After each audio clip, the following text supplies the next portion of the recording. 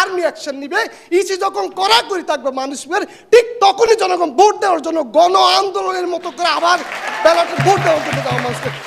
এরপর জমা জানাচ্ছি আজকে ছায়া সংসদের সরকার দলীয় সদস্য আমিনুর রশিদকে তার বক্তব্য প্রদান করবার জন্য। ধন্যবাদ মাননীয় স্পিকার। আমরা এমন একটা দেশে দাঁড়িয়ে আছি যেই বাংলাদেশটাতে শহীদ মুগ্ধ আবু সাইদের জীবনের বিনিময়ে আমরা একটি কল্যাণমূলক সার্বজনীন অংশগ্রহণমূলক একটা নির্বাচনের মাধ্যমে আগামী সমৃদ্ধ বাংলাদেশ বিনির্মাণের স্বপ্ন নিয়ে মাননীয় স্পিকার আজকে সেই নির্বাচন অন্তর্বর্তীকালীন সরকারের বড় একটা পরিকল্পনা ছিল, সেই কাজটা করতে যাচ্ছে মাননীয় স্পিকার। আজকে ঠিক এই মুহূর্তে নির্বাচনের আগে এসে কেন আইনশৃঙ্খলা বাহিনীকে আইনশৃঙ্খলা পরিস্থিতি নিয়ন্ত্রণ করা বড় চ্যালেঞ্জ হয়ে দাঁড়িয়েছে, ঠিক এই মোশনটা কেন আজকে আর্জেন্সি তৈরি করেছে মাননীয় স্পিকার। এই সমস্যা থেকে উত্তরণের জন্য আমরা সমাধান নিয়ে কথা বলার জন্য মাননীয় স্পিকার আজকে আমরা সরকার দলের পক্ষ থেকে শুরু থেকে আমরা বলেছি। মাননীয় স্পিকার দেখেন, আজকে মূলত দেশটা হচ্ছে বাংলাদেশ। এই বাংলাদেশের নির্বাচনের জন্য আগামীতে চ্যালেঞ্জ কি আমরা সরকার দল মনে করি আইন শৃঙ্খলা বাহিনী, কিন্তু বিরোধী দল যে জিনিসগুলো বারবার বলার চেষ্টা করেছে, তারা বাংলাদেশের মতো তৃতীয় বিশ্বের একটি দেশকে বোঝানোর জন্য, একটা দেশের নির্বাচনী কাঠামো কিংবা একটা দেশের স্থিতিশীলতা বোঝানোর জন্য তারা বারবার আমেরিকাকে উদাহরণ দিয়েছে, মার্কিন যুক্তরাষ্ট্রকে উদাহরণ দিয়েছে, যেটা কোথায় আকাশ কোথায় পাতাল।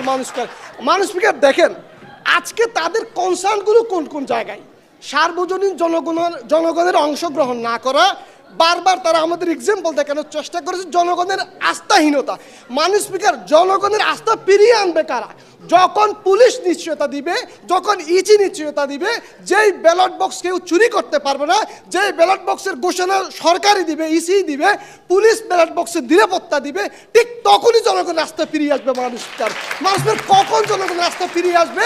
যখন কোনো মব তৈরি করতে পারবে না, মব তৈরি করার জন্য যখন কোনো গুন্ডা পান্ডা আওয়ামী টাকায় প্রভাবিত হয়ে, কালোবাজারি টাকায় প্রভাবিত হয়ে প্রপাগান্ডা ছড়ানোর জন্য মাঠে নামবে, ঠিক তখন যখন আর্মি অ্যাকশন নিবে, ইসি যখন কড়াকড়ি থাকবে মানুষের, ঠিক তখনই জনগণ ভোট দেওয়ার জন্য গণ আন্দোলনের মতো করে আবার ব্যালটে ভোট দেওয়ার জন্য মানুষকে। ঠিক এই জায়গায় আমরা মনে করছি মাননীয় স্পিকার, এই সমস্ত হাবিজাবি কথা না বলে আগামী নির্বাচনকে নিশ্চিত করতে হলে, আগামী নির্বাচনকে সার্বজনীন অংশগ্রহণমূলক অবাধ ও সুষ্ঠু নির্বাচন করতে গেলে আপনাকে অবশ্যই আইনশৃঙ্খলা বাহিনীর যে কাঠামো, আইনশৃঙ্খলা বাহিনীর অংশগ্রহণ, আইনশৃঙ্খলা বাহিনীর যে লক্ষ্য উদ্দেশ্য, সেগুলো যথার্থ ফাংশন করার জন্য আমরা মনে করি অনেক বেশি গুরুত্বপূর্ণ। এবং এই গুরুত্বপূর্ণ কাজটা স্টিল নাও জুলাইয়ের পরবর্তীতে বারবার ব্যর্থ হয়েছে বিধায় আইনশৃঙ্খলা বাহিনী। আমরা আগামীতেও কনসার্ন ফিল করছি মাননীয় স্পিকার, এই জন্য আমরা এটাকে বড় চ্যালেঞ্জ মনে করছি মাননীয় স্পিকার। তারা বলার চেষ্টা করেছে গুজব তৈরি হবে, এআই দিয়ে বিভিন্ন ধরনের কন্টেন্ট তৈরি করা হবে, সহিংসতা ছড়ানো হবে। মাননীয় স্পিকার দেখেন, একটা গুজব ছড়াইলো এআই দিয়ে ক্রিয়েট করে মাননীয় স্পিকার, বাংলাদেশের জনগণ কিন্তু শতভাগ শিক্ষিত না, সবাই কিন্তু ঐক্যবদ্ধ হয়ে চলে যাবে আন্দোলন করার জন্য, মব করার জন্য।